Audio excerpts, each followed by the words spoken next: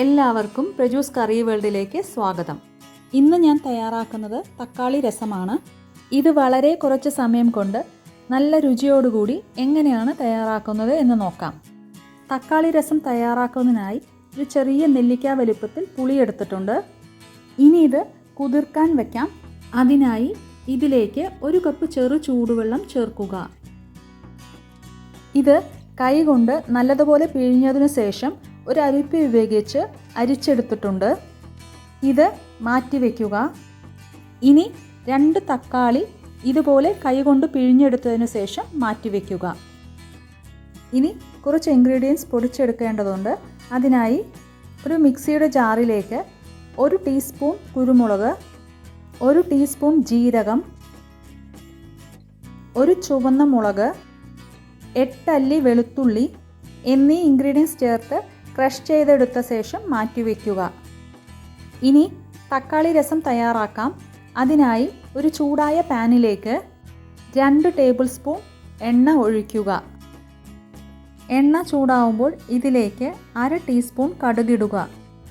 കടുവെല്ലാം ഒന്ന് പൊട്ടിക്കഴിയുമ്പോൾ തീ ലോ ഫ്ലെയിമിൽ വെച്ച് ഇതിലേക്ക് 1/4 ടീസ്പൂൺ ഉലുവ, 2 ചുവന്ന മുളക് പൊട്ടിച്ചത്, കുറച്ച് കറിവേപ്പില, നേരത്തെ ക്രഷ് ചെയ്ത് വെച്ച ഇൻഗ്രീഡിയൻസും ചേർത്ത് 1 മിനിറ്റ് വഴറ്റുക.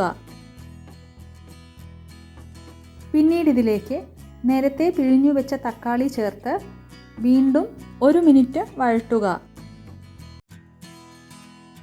ഇനി ഇതിലേക്ക് നമ്മൾ നേരത്തെ തയ്യാറാക്കി വെച്ചിരുന്ന പുളിവെള്ളം ചേർക്കുക. അതോടൊപ്പം 2 കപ്പ് വെള്ളം, 1/4 ടീസ്പൂൺ മഞ്ഞൾപ്പൊടി, 1/4 ടീസ്പൂൺ കായപ്പൊടി, 1/4 ടീസ്പൂൺ ഉപ്പ് എന്നീ ഇൻഗ്രീഡിയൻസ് ചേർത്ത് ഇത് ഇളക്കി കൊടുത്തതിനു ശേഷം തീ ഹൈ ഫ്ലെയിമിൽ വയ്ക്കുക. തിളയ്ക്കാൻ തുടങ്ങുമ്പോൾ തീ മീഡിയം ഫ്ലെയിമിൽ വെച്ച് 3 മിനിറ്റ് നേരത്തേക്ക് തിളപ്പിക്കുക.